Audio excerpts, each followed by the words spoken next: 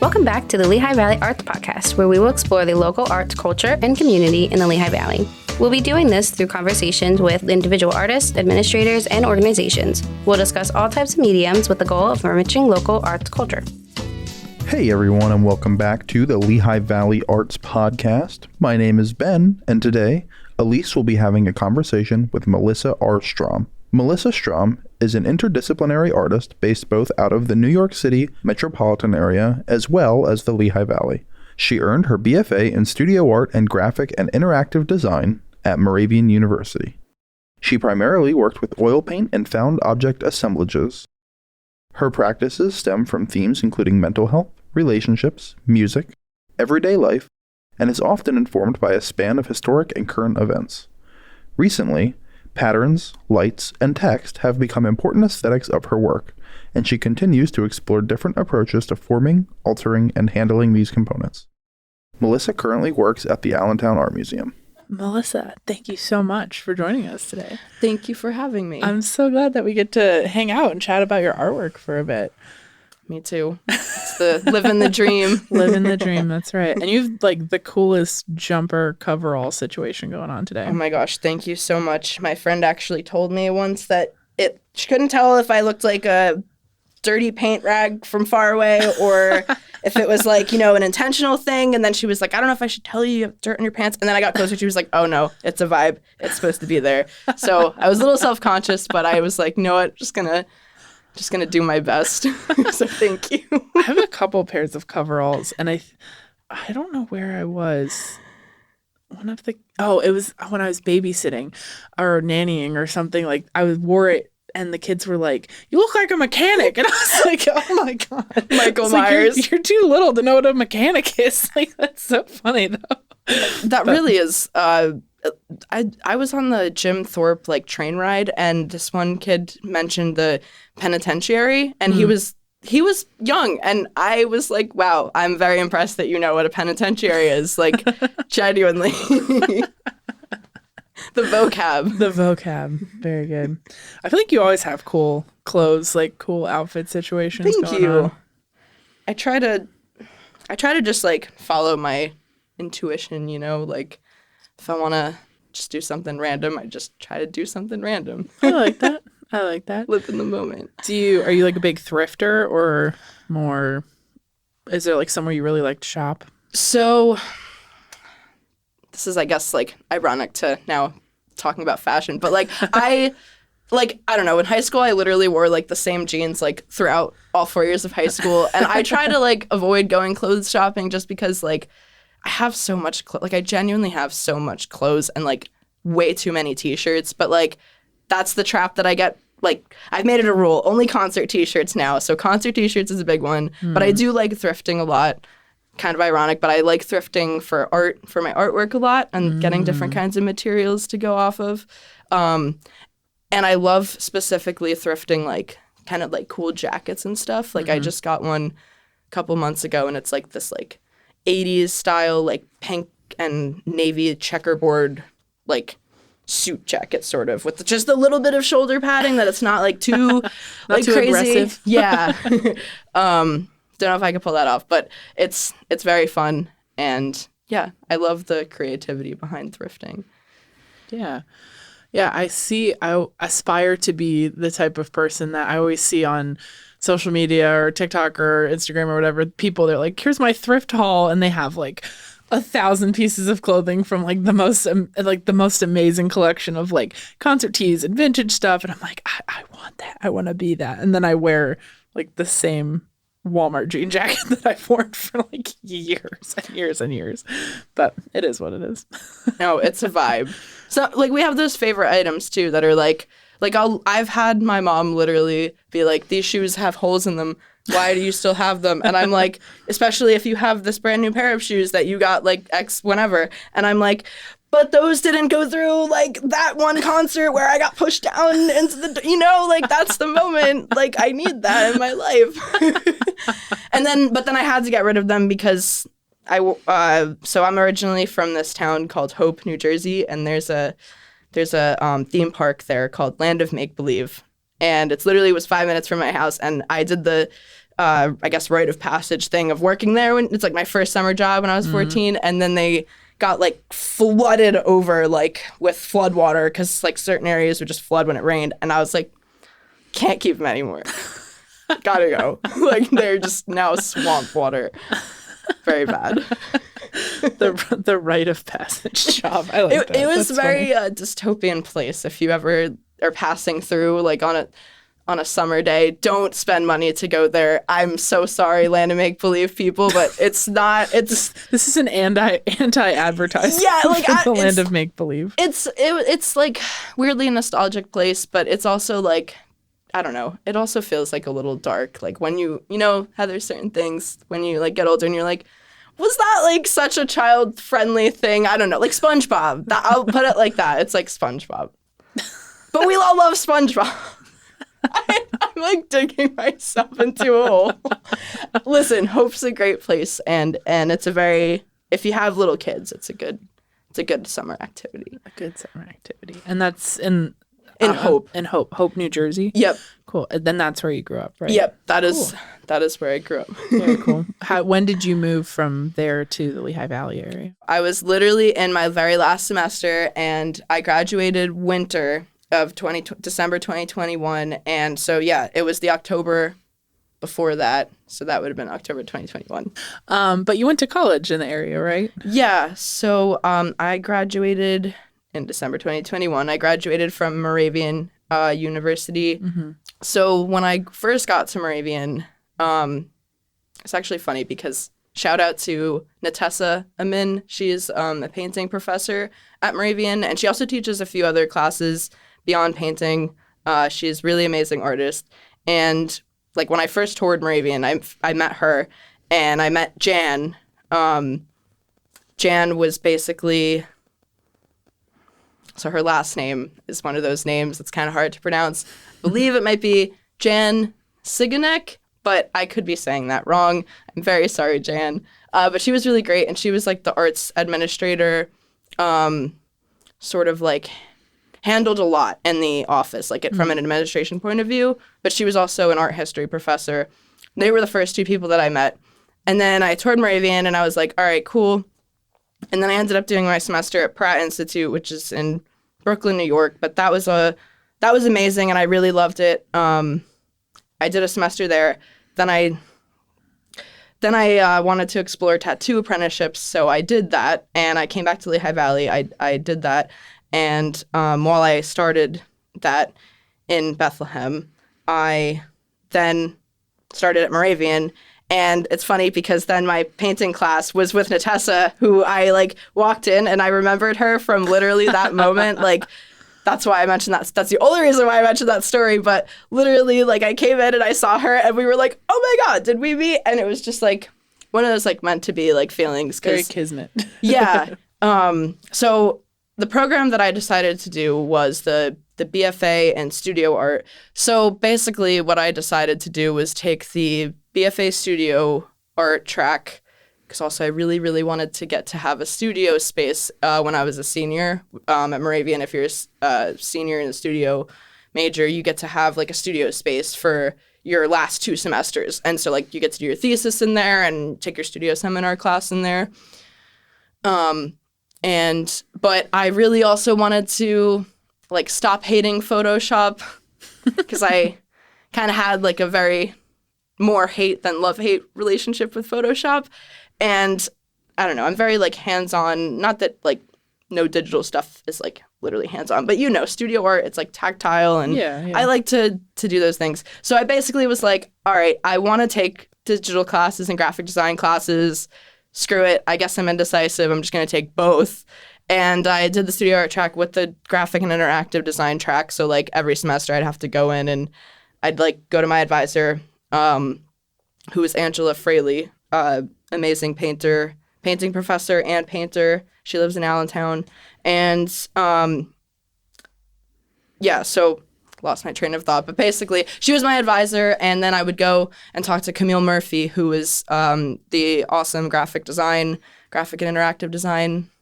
Now she's the chair, I believe, of the art department, at Moravian. And So like I would basically just on my own go and set up a meeting with her and be like, hey, can you just tell me if I'm doing anything wrong with this? And she'd be like, no, you're actually on the right track. And then I had made it to the end and was like, wow, I actually took, like, I was meeting with her and she's like checking them all off and she's like, wow, you did do everything. And I'm like, yay. So basically because I took that semester off, it got a little bit wonky, and my senior year, like obviously you want to do your thesis like 2 semesters consecutively instead of have like a summer in between, like from spring semester to then summer and then fall. Like you want to do fall semester and spring semester for your thesis.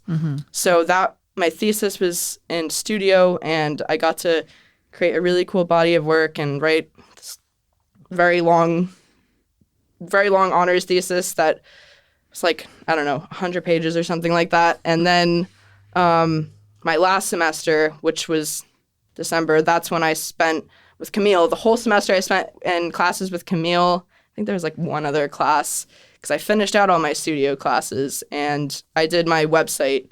Like I really built that out and got to learn a lot of WordPress stuff. And yeah, so I guess I have a lot of like different mediums that I like play with, but studio art is where my heart's at. Cool. And because you were able to kind of self-design some of your program, is that why you got to experiment with things like building your own website and kind of more digital art and those things, or is that baked into the BFA program already? So I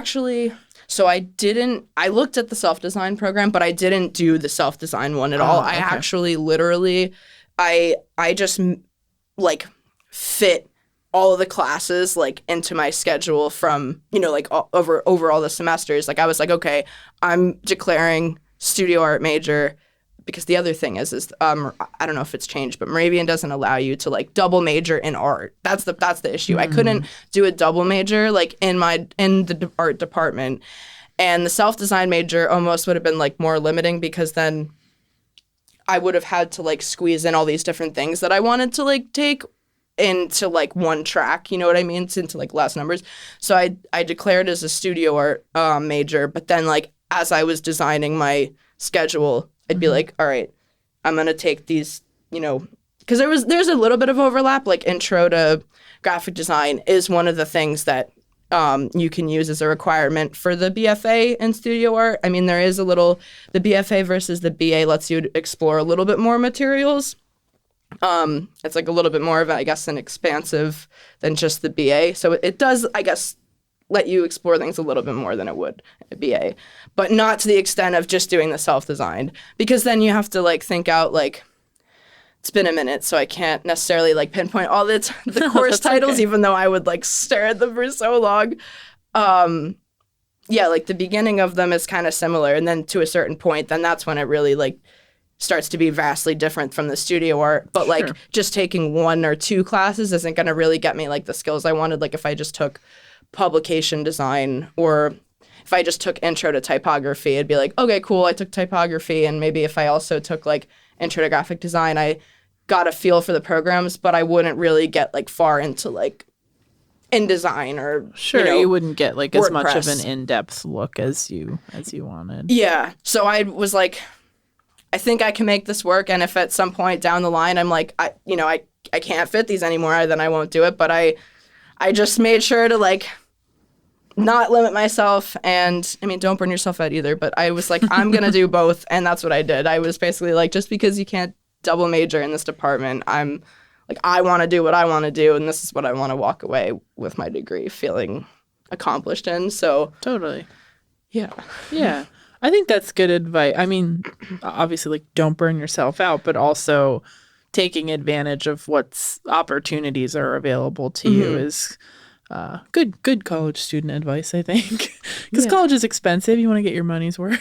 Yeah, that's the other aspect of it, is like I don't know, it's sort of like the frustration from like dealing with like an institution. And like ultimately at the end of the day, you're sort of like, all right, well, the college is like marketing themselves to me, and like, then there's the whole argument of like, do you even need to go to college to be an artist? So it's like a never-ending spiral, but that is a very fair point. It's also yeah, it's just frustrating that like institutions, it seems like, should be a place where you can walk away with like more knowledge, but they try to like limit you, and it's not fair, like accessibility. I think that's a good point. I think that I'm curious how that relates to your artwork. Like, do you feel that there were things you were really able to expand upon in your studio program, or do you feel like you lost some aspect of creative practice by having to like do it in a class format?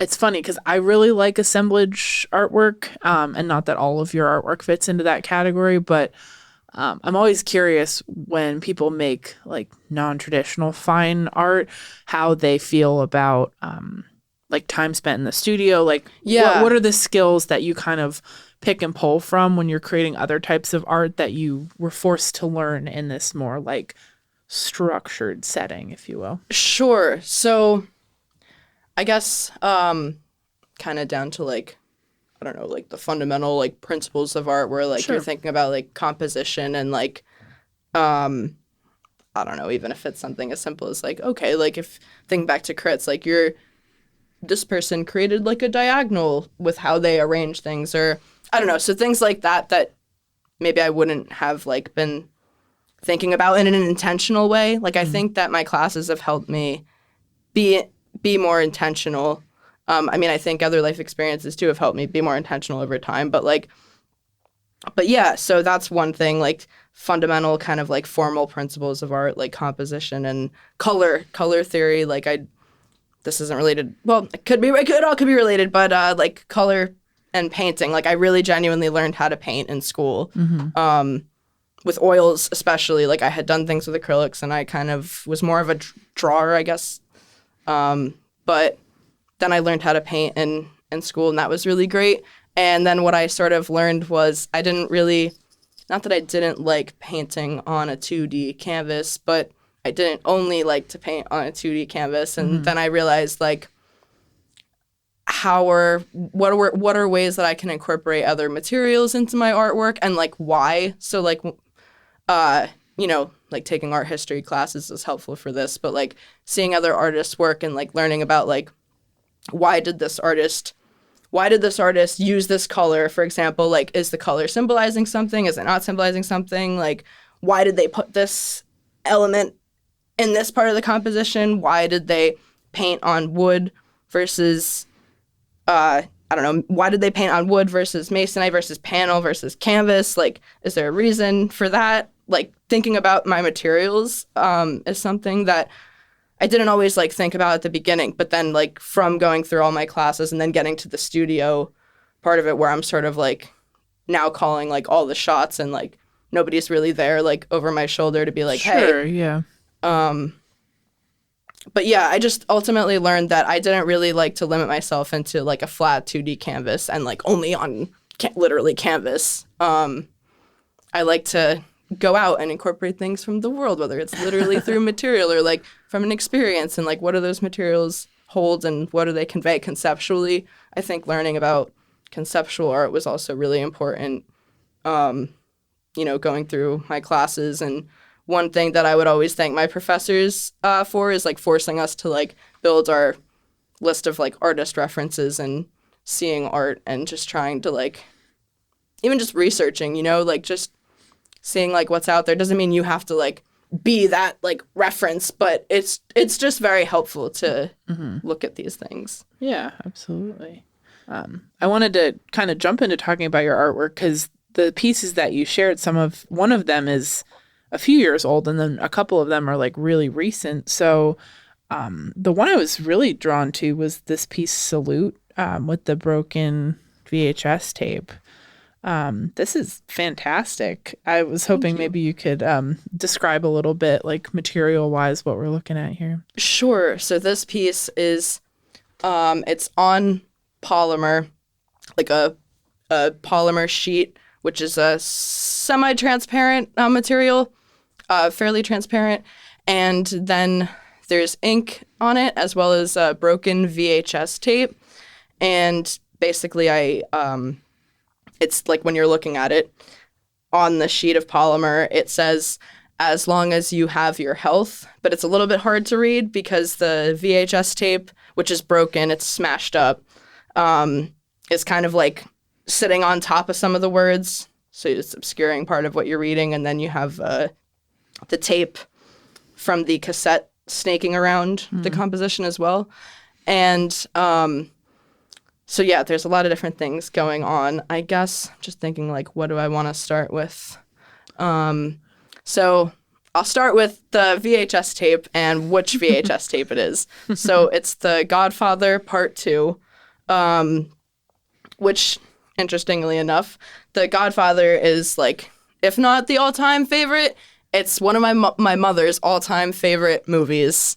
And yeah, that's an important fact.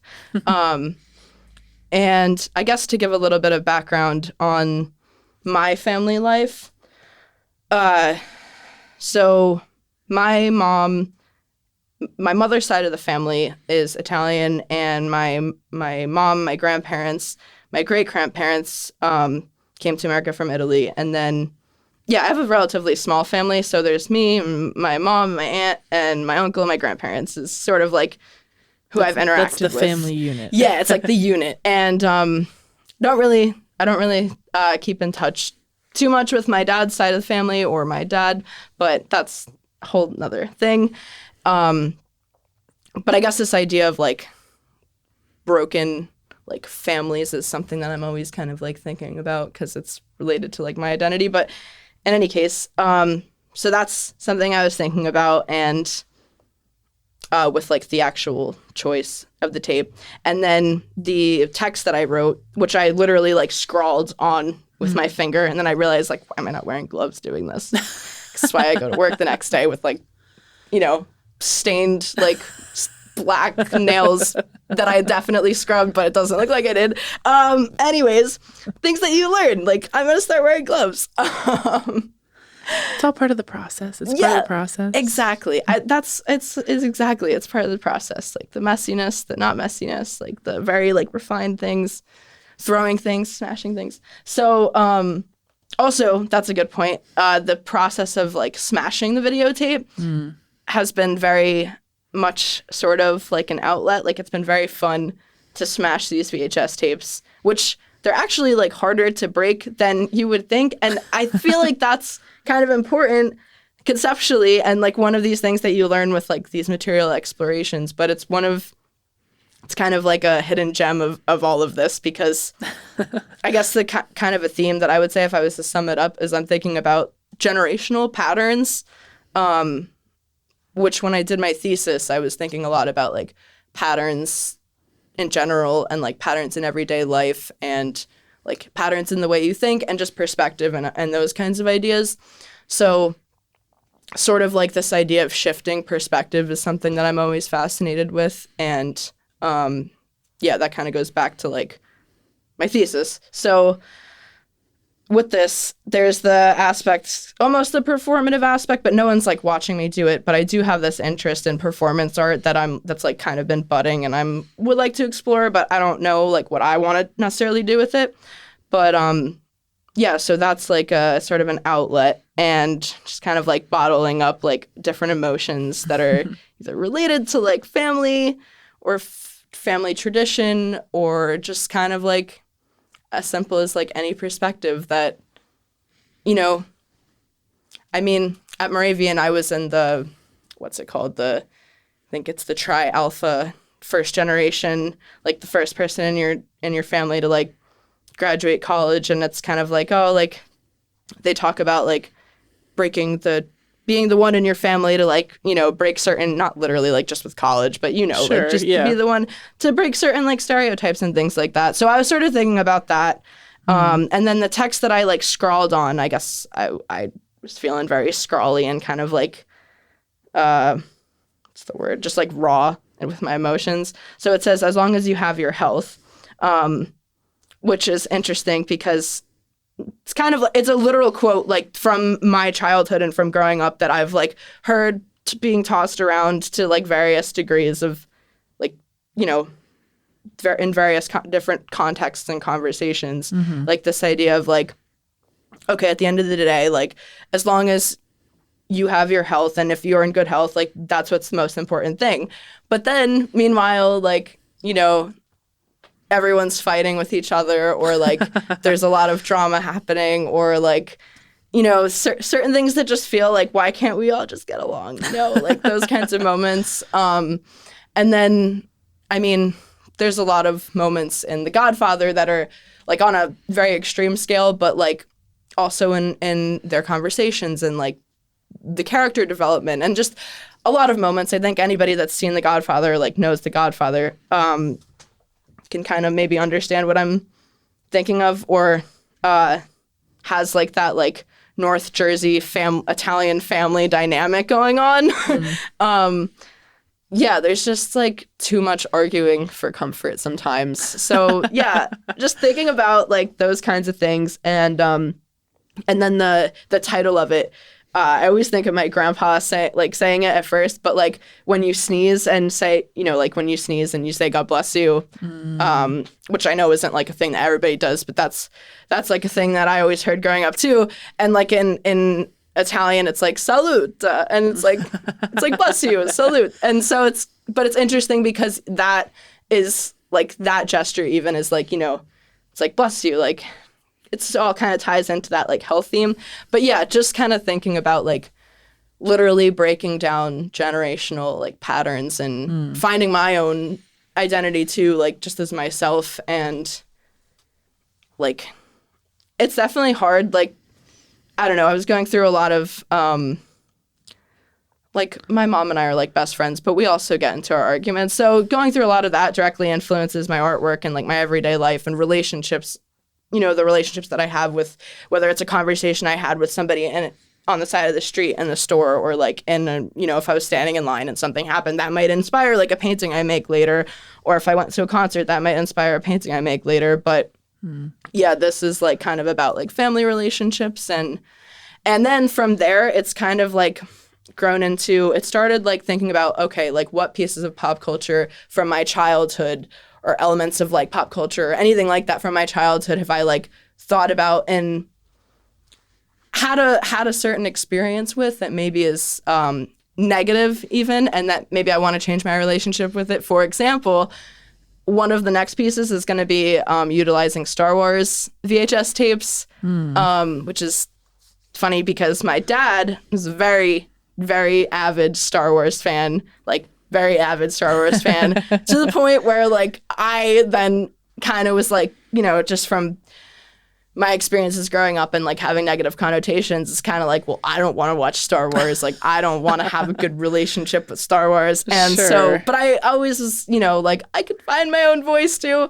but it took me forever to like actually like even something as simple as that. So now I found some Star Wars VHS tapes, and I've literally like been sitting down watching Star Wars for like the first time like in the past like 2 months. Like literally I remember now that I've definitely seen them like as a very young kid, but I didn't know what's going on or remember quotes or anything like that.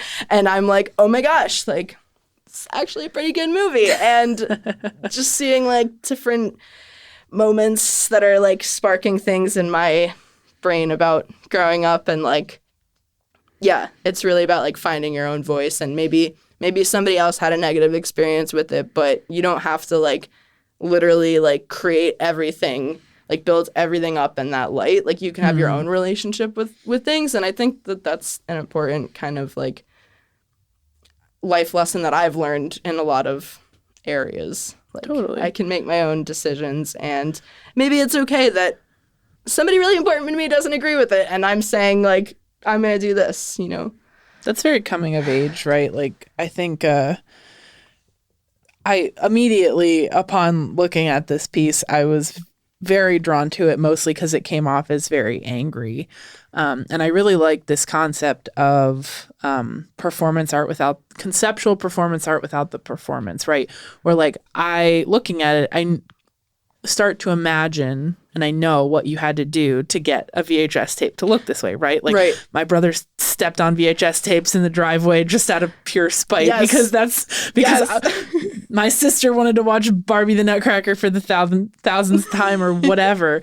But it's really interesting, like looking at someone's work and picturing process and picturing like exactly how something is made. Not to say that you don't get that with a painting, because you see brush strokes and you see patterns and you see like this very humanistic element to it. But Sure. this piece in particular is even saying like you did it with no gloves on. Like you can see fingerprints and smears and all of this energy that goes into something that's stationary. So I really like it quite a lot. And I like the message and the theme behind it. Theme is like, as long as you have your health, but we've just been through years of health crisis related trauma that Yes. now we all have to deal with the consequences of, positive or negative. This theme of like, as long as you have your health, the emotional part, the traumatic part, the rest of it doesn't matter. Yeah. Yeah, it's like really trying to like actually hold. It's like, hey guys, like we're saying it, but like, can we hold true to it? Sure, like yeah. actually, like not burn ourselves out for the 17th time. Yeah. Did you thrift this Godfather VHS tape? I did. Very good. You know what? Actually, I think the Godfather tape may have been like, I'm sure at some point I probably would have been like, oh my gosh, I'm going to smash up this tape like in another store. But like that tape, specifically the Godfather one, I think I bought during the period of time while I was in school working on my thesis, and I didn't use it. It was like I had it in my studio. I was like, all right, cool. Because I do that a lot where I'll get materials and maybe I won't even know I'm going to use it right now. And I'm like, I want that though because I just know it might like spark something later. Or if it's like a book, like I love getting like thrifted, like I have at home like thrifted like war like photographs and then like Life magazine, like old Life magazine issues and like all kinds of things. Or one thing is like DC comic, I forget what the title of it, but it's basically a DC comic on teen love, and I'm like, oh gosh, what? Like, what is this? Like, I need it. So yeah, all the tapes I've been thrifting. I know my grandma has some, and I might, if I don't want to like save them and get a VHS tape to use them, I'm gonna try to smash those too. I like the conversations that I've had with the couple of people that have seen it, where one person was like, I told them like, they were like, oh, which tape is this? They wanted to know like what the tape was, and I was like, it's The Godfather Part 2. It's like one of my mom's favorite movies. And they were like, oh, so like how would your mom feel about this? And I was like, it's interesting because like I just was genuinely interested. Like I was like, wow, like you don't want to know why I smashed it. Like you just want to know like why she's that bad. person's very concerned with their generational patterns in their family. What would mom think Yes, of which is me interesting. smashing this tape? It is. It shows that like they read that. They read like the anger in your piece, and you're saying this is mom's favorite movie, and I shredded the shit out of it. like mom would be mad, right? But Hulk smashed. It's, no, like, I sentimental. No. I like hearing though that someone had a reaction to it, right? Like a similar and different reaction.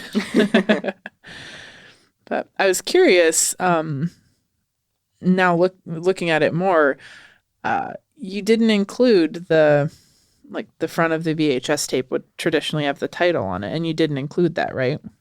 I think it's like, so the image, just thinking back to like the sticker, I think if you go up real close, it might literally say like, I don't know, like, if this changed during production of like VHS tapes and like how they branded the titles, but I think on like most of the ones that I've had, it says the title like in a line on the, like, so if you have the tape and like that sticker on it, it's like on like there, on the side. but it's kind of hard. You really have to like get close and like really look, and it might not even be on it by the time you get, or like some of them had a sticker on the side of it, like on the narrow side of it. Yeah. So I didn't like, I didn't specifically like remove it or anything. I think that one's on it, but it's very hard to like catch. It's not obvious at all. But I know like one of the other ones I started smashing, the sticker like sort of started then peeling like all the way off, and I was like, do I want to like rip this up? Do I want to like, how do I want to deal with this? Like, which is an interesting part of the process. Like, sure. Yeah. All these alternate materials. yeah. And then I like have like a weird jar somewhere with like literal microscopic pieces of like leftovers that, or like I'll find in a year, like, what is this? And it'll be like the corner of that sticker. That's awesome. I was curious about studio space and like organizing and collecting collecting alternate materials and how that looks and what you do with them and where do they go and Yeah. how many Rubbermaid bins do you own? Oh my gosh. So it's really funny because now that I've like explored what the inside of a VHS tape looks like, the tape is like on a sort of like a spool, but like very small, like flattened version of a spool versus like long. And not that anybody that's listening can see my aggressive hand gestures, but I was like, it would be kind of cool to like put nails like in a wall like eventually and have like all of the like as I collect them like just kind of hang them on. And then I think what I'm going to do is I'm going to because once you take the tape out, there's no way of knowing like which tape it came to, which I don't have to tell anybody like which tape came from anything and if it really did, but I need to know these things. So like I think I'm like starting to label them. I don't think I'm gonna go as far as like doing a label maker, but I'm probably gonna actually that's a really good question because maybe I will do a label maker or at least stick a piece of paper on it and tape it because if I just write on it and then I want to use it for some reason and I have scrawled on what it is, I'm gonna be upset at myself. But yeah, I basically like the other day I was actually putting some things on a shelf and just for background. So I travel back and forth, but I currently have a studio space in Bushwick, New York, and I have some shelving there. So I took like my VHS tapes and I like put them on the shelves and I like made it real nice. And I was like, sort of like, okay, this shelf has like the tapes and like these items and some miscellaneous found objects. Like I have like a broken transistor radio that it was smashed up and not smashed up, but it's like dented. I have that in there and like I also like to get some textiles sometimes from like thrift shops. So I'll have like at home I have like a 3-tiered kind of shelving. Okay, so all the fast fashion people might hate me, and I like because I don't know if I should publicly admit to shopping at Marshalls and TJ Maxx. Like I don't know. I feel like there's so many things out there that I don't know enough about, and I just like I want to be more conscientious about things, but it's hard to be conscientious about everything. So I got like these like kids' bedroom, like it's like a unit of vertical unit of 3 kind of like buckets, and it's really great because I have like one of them is just all fabric that I've thrifted, and then the other one probably I'm actually going to do some reorganizing, but I have all this plastic, like anything that has a cellophane wrapper on it I've been like hoarding like nobody's business. So I have like a rack in my studio with plants on it because I love plants, and on top it's like you're like, oh, it's a scenic jungle. And then you look up and it's like a box and like a mountain of plastic, just trash pretty much. Like everybody would consider it trash. And I'm like, I'm going to use this clear stuff because I'm kind of thinking about that material a lot right now. And so like, there's kind of piles of just random materials sort of around that don't have a home, but there's also like a method to the madness. There's a little bit of like bucketing going on. And shelves. I'm trying to do the vertical like thing, save space. But also like usually I always have at least one surface that's completely chaotic, and like unless I'm starting a new painting, like every once in a while I have to like, all right, like really rein it in and just kind of like do a quick tidy. But even then to me, like I'm like, okay, this is feeling tidy because I have to do that every once in a while. But like if somebody else came in, they'd be like, what did it look like before? And I'm like, listen, this is like, but if everything was like blank walls, I would not be like, I would be kind of annoyed because I'd be like, wow, it feels like I'm not doing anything, you know? Like I'd be like, blank wall, blank canvas, blank this. Yeah, like I like that there's like a paintbrush stuck to the wall. Like, I like having that sort of like up and go energy present. Totally.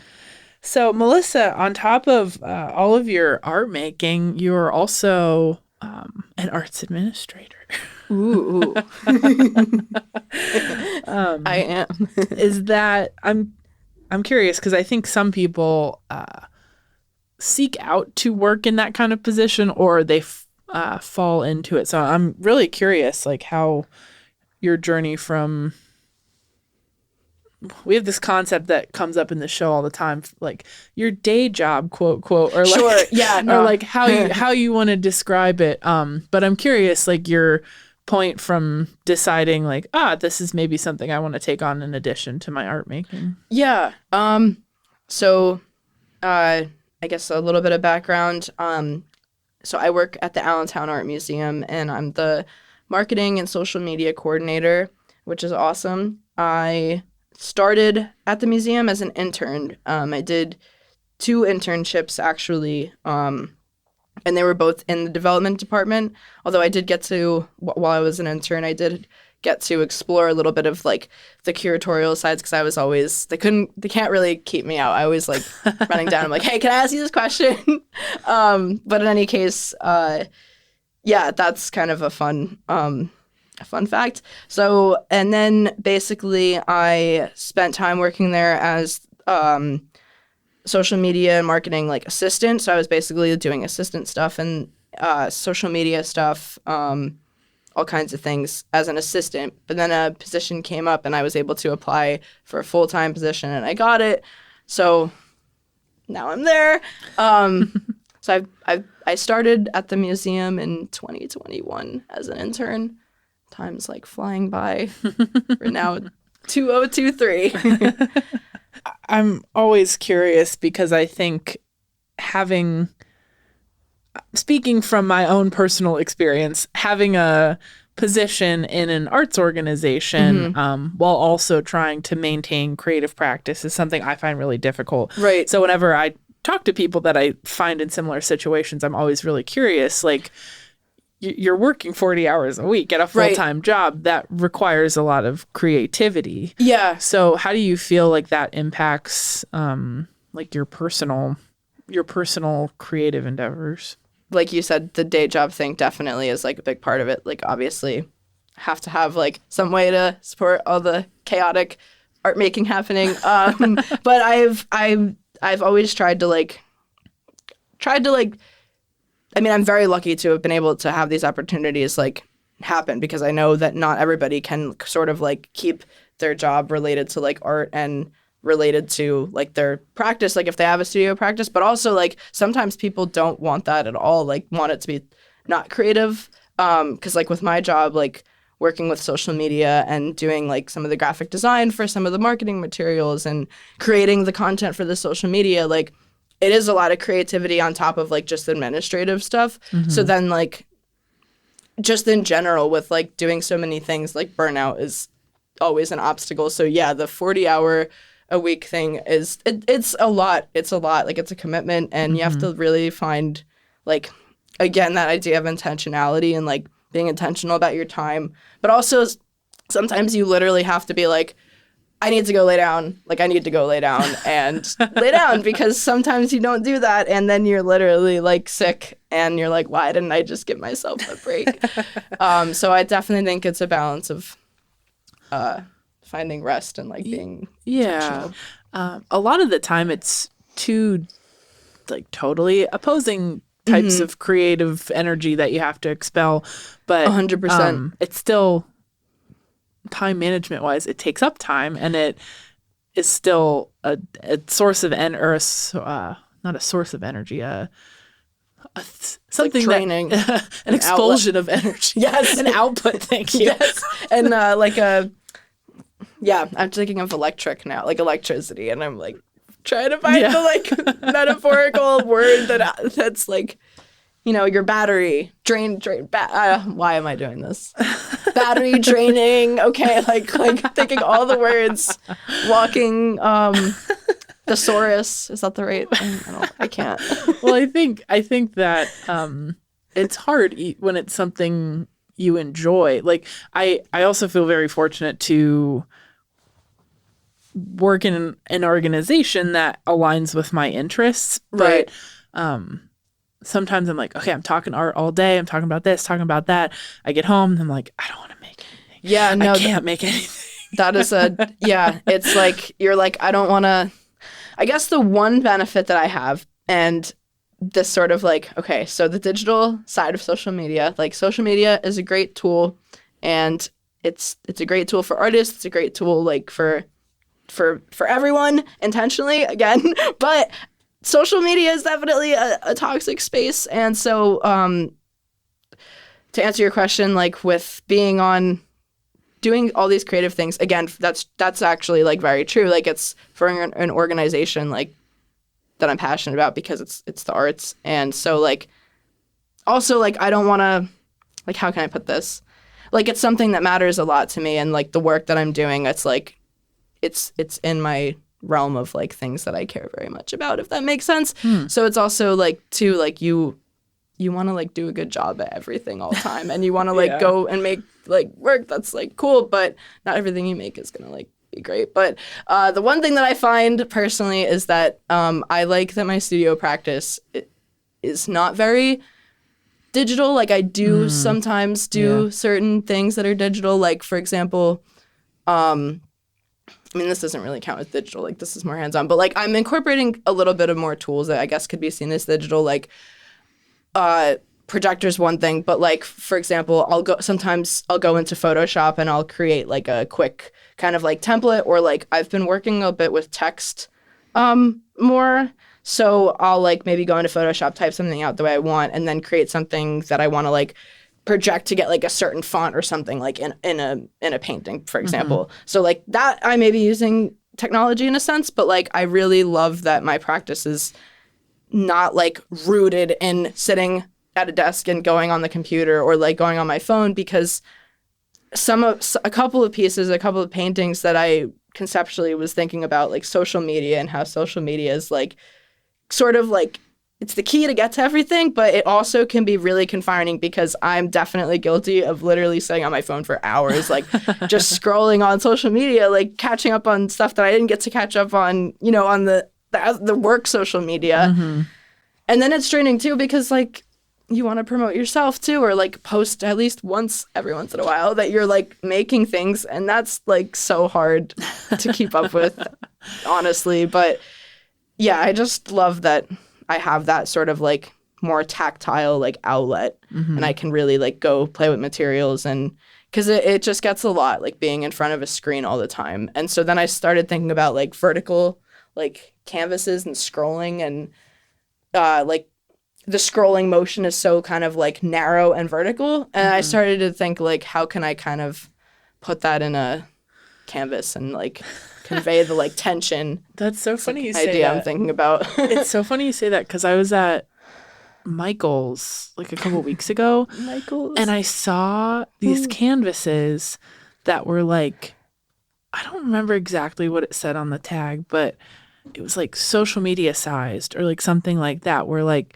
it's the perfect ratio that if you take a photo of it, it fits. Oh my as gosh, an really? Instagram picture. No, that's interesting, because I was looking at, you know, like how when you're uploading like pictures to social media and it's like the 16:9 ratio, and then Right, like the you know, like all the different ones, the vertical square, the horizontal square, and like, so I don't really, for some reason, I'm like, I don't want to do any horizontal, maybe one day, but I've been literally like thinking like, all right, if I wanted to do like this picture on my phone, what's like the pixel dimensions, so that I can like translate that to then like the canvas size. And yeah, I've been playing around with that, but that's like, really, I have not seen that at all, and that like if I saw that walking by, I would have stopped me, and I would have been like, I need to just bring one for proof that this happened. I know. I stood there for like a full minute and was like, I don't know how to feel about this, because one, like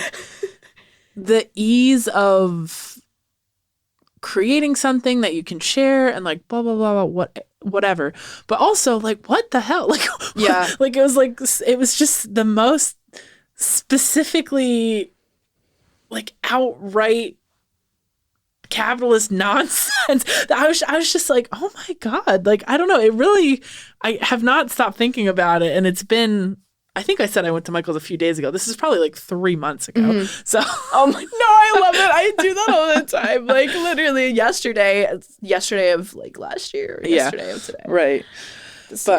No, that's so funny, and that's so off topic. But yeah, that's really it's interesting. I think it's good to have, though, that dichotomy of like art making practice that doesn't directly align with what you have to do every day to make your living, which is good. So in this kind of like arts administrator role, is this something that you found you really enjoy? Like, do you think you'd want to continue, not even specifically where you work now, but just in the future? Like, do you enjoy kind of working in that field that's so adjacent to what you do, or do you think it's a hindrance on your creative practice? I'll phrase it that way. No, I definitely don't think it's a hindrance, but yeah, no, I'm happy to be like involved in an organization that is aligned with the arts, because like I said, I've sort of like, if I ever was to like complain about it, I'd be like, why are you complaining? Like, you literally want, like, you, like, I feel like throughout all of my experiences, I've like tried really hard to like make them sort of like have to do with art. Like, not, you can't control everything, but I've sort of like sought out opportunities or experiences that are like either in that like community literally as like an arts organization, or just like has like a creative, feel to it. I mean, I also have like my background in design. So like design, I mean, I do design at my job now, but there's other, like we're talking about, there's other administrative things that I do. So I guess I'm thinking about like other jobs too, like designer jobs, and like, there's so many like creative jobs, but I guess we're just talking about like arts administration. No, I do enjoy it because I also like working with people that care about arts. I mean, I guess you can like be at an organization that's still like corporate feels, but like in my experience where I work now, like at the museum, everybody genuinely does care about artwork, the artwork, and like creativity in some aspect. I mean, there's also a lot of like my coworkers do art themselves, like, which is really cool. I'm still learning about like, who has this like hobby or what have you. But yeah, role in arts administration. Ultimately, yes, I do enjoy working in arts administration, and I definitely think it would be something that I would like to continue.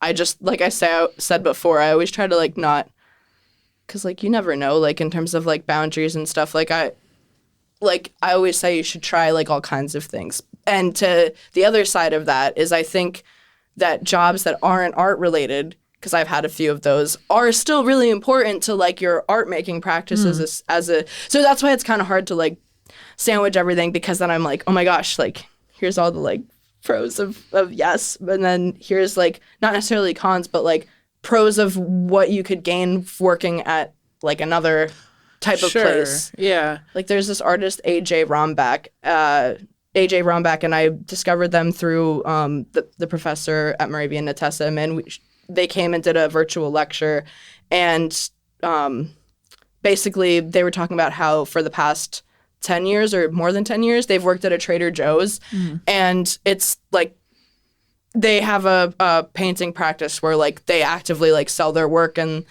stuff, and they're like, stereotypically, I guess, in a success, like a stereotypical sense of like the word success, like they're a successful artist, and they were just talking about how it's almost been like nice to have that job where it's like it's their income, but they don't necessarily have to go and like do art there. Like it was just interesting to hear them talk about like how they actually enjoyed having like that type of job, and even like the materials, like they sometimes would bring like the paper bags and stuff, and it's a total side tangent, but yeah, ultimately I think I'd stay in arts administration, but I think that everything can have a benefit. No, I think that's a really good point.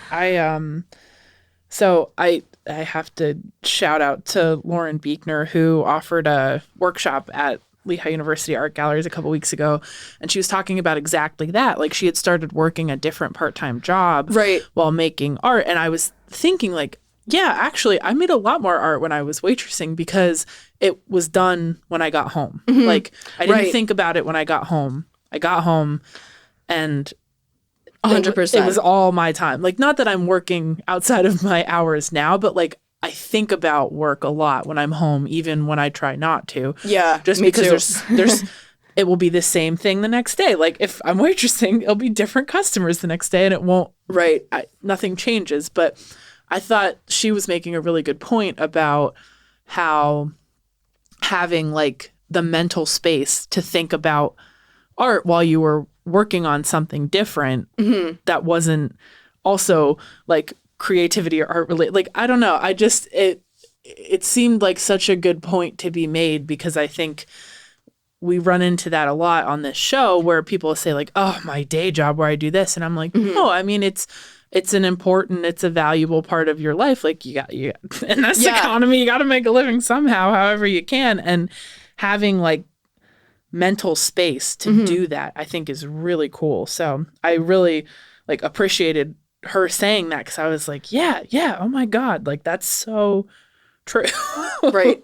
Yeah, no, 100%. And it's nice to like know that there's other artists that feel that way too, you know, like I feel like there's so much pressure like that we put on ourselves too, even to like,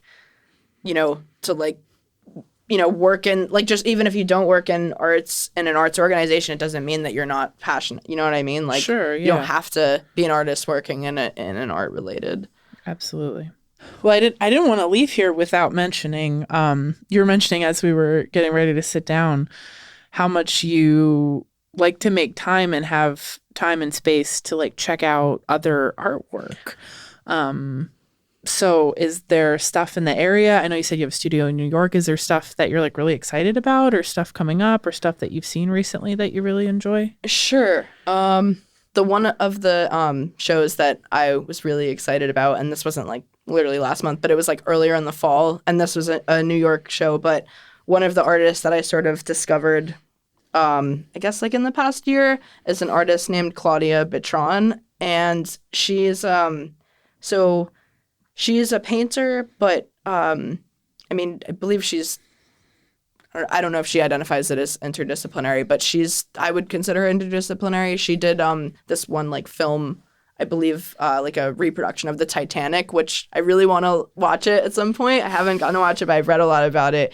And she made these paintings. I could be pronouncing this word wrong, but the name of the show was Stereotypies, and this wasn't the show that I got to see. I was trying to go see it, but the show that I went to see of hers was like right after this one. But Stereotypies is a show where she did a collection of works, and they focus on Britney Spears. But then there was also, I believe there was like another painting with like an animal like pacing, swimming, like a penguin or another animal. And like there was this conceptual idea behind like what the word stereotypies meant, and like how it related to pacing, and like how animals and humans like use pacing as a way of dealing with stress. And so as a side parallel to that, this other series that she's created are like these paintings of Britney Spears, and then she's created like animated paintings where she'll like, I'm not 100% sure if she paints over the same. I think she literally will paint on the canvas, and then she'll like paint the next scene right over that, and then the next scene right over that. Like it's almost like stop motion painting, but like on the same canvas, if that makes sense. That's really cool. There's another artist, Yui Kugamiya, and we had a video art installation of hers at the museum, but it was like a stop motion, almost felt like claymation because of the oil paint, and it was like an animated oil paint video. It was very cool.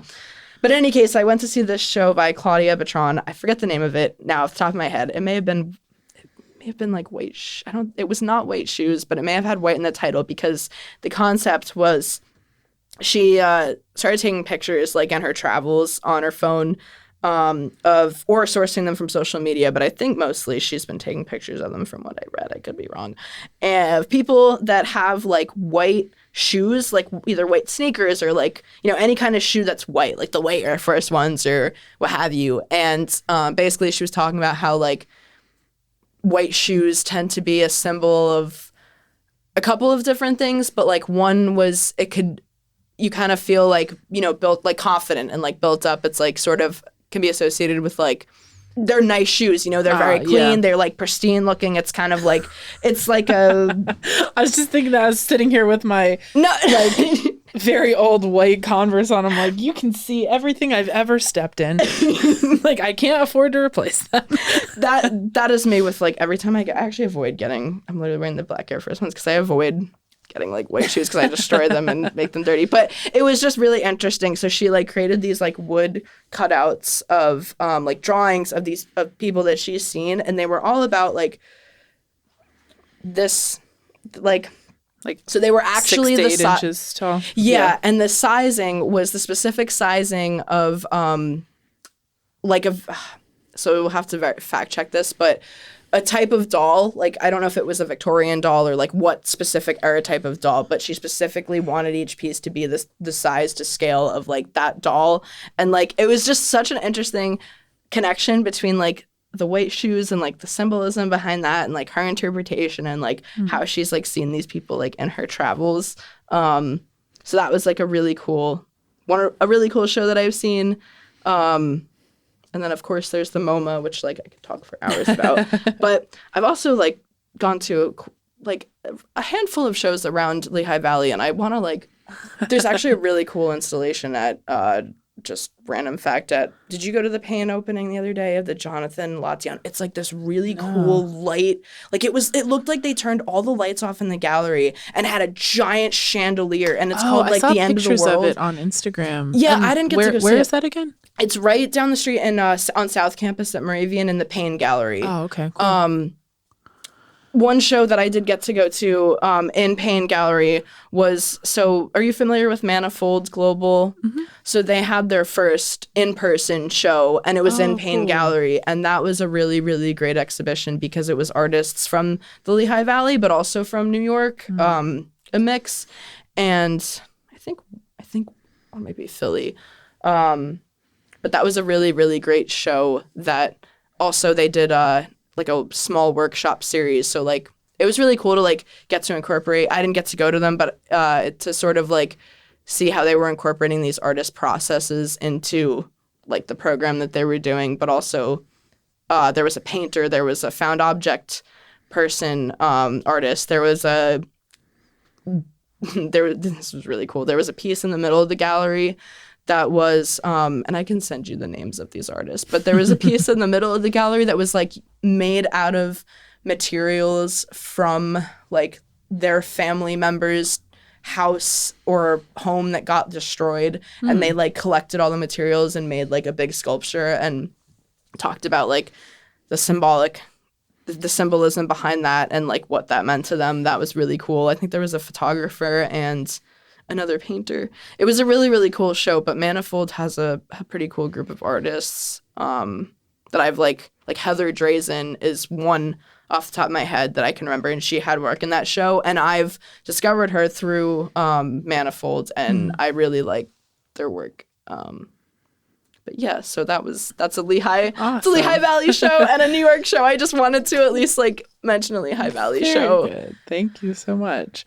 That sounds cool. I'll definitely have to check that out. And I've only been to the Payne Gallery once or twice, but it's like a really cool little space. And yeah, it's very unique too with like that balcony that they have in there in the basement. Absolutely.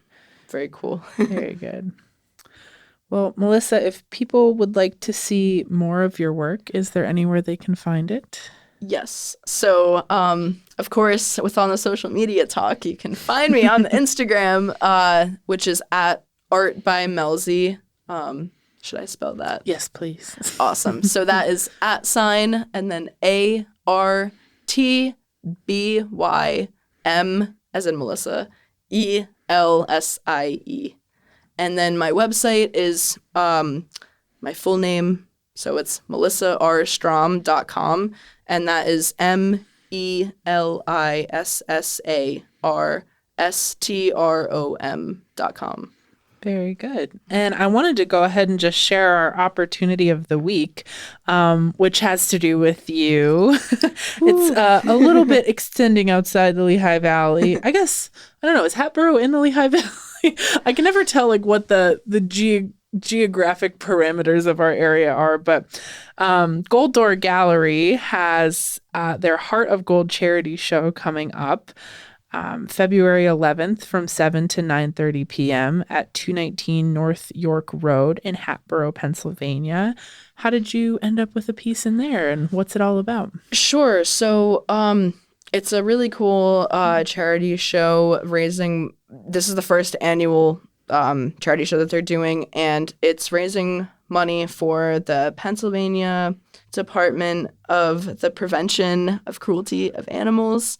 Animals are just really important to me, so it's a show that I'm really grateful to be a part of. But basically, I saw them on Instagram. I follow a lot of tattoo artists, and this was actually like how I found out about this gallery, because one of my favorite tattoo artists had a painting in it, which I thought was really cool to see, like a gallery showcasing like paintings and like, you know, not tattoo related artwork by tattoo artists. It's really cool to like see that side of their work. So I saw that they had an open call for this charity show, and I submitted their interest form, and I heard back positive news. And basically the cool thing about it is that everybody gets a heart-shaped canvas, and then to do whatever they want, create a composition on, but everybody gets the same like origin heart-shaped canvas. And then on the February 11th, the evening of the event, they're going to be either sold or auctioned off for that charity. Awesome. Which is cool. Very cool. Well, definitely head over and check that out and donate some of your extra pocket money. And I know you mentioned earlier that there's a donation, like item donation aspect Yeah, they're to it not. too. It's so the event is free. They're not asking for. Wonderful. It's a free event, but they're just asking that if you can bring donations for that organization. So basically, like material, like, you know, pet food or pet blankets, things like that, supplies for the organization that they're donating the money to. Very good. And once again, that's at Gold Door Gallery at 719 North York Road in Hatboro on February 11th from 7 to 9:30 p.m. Melissa, thank you so much for joining us. Thank you for having me. It was so much fun. Thanks for tuning in to the Lehigh Valley Arts Podcast, a Steel Pixel original series. Don't forget to like the podcast, leave us a review, and follow us on both social media and streaming services at Lehigh Valley Arts Podcast.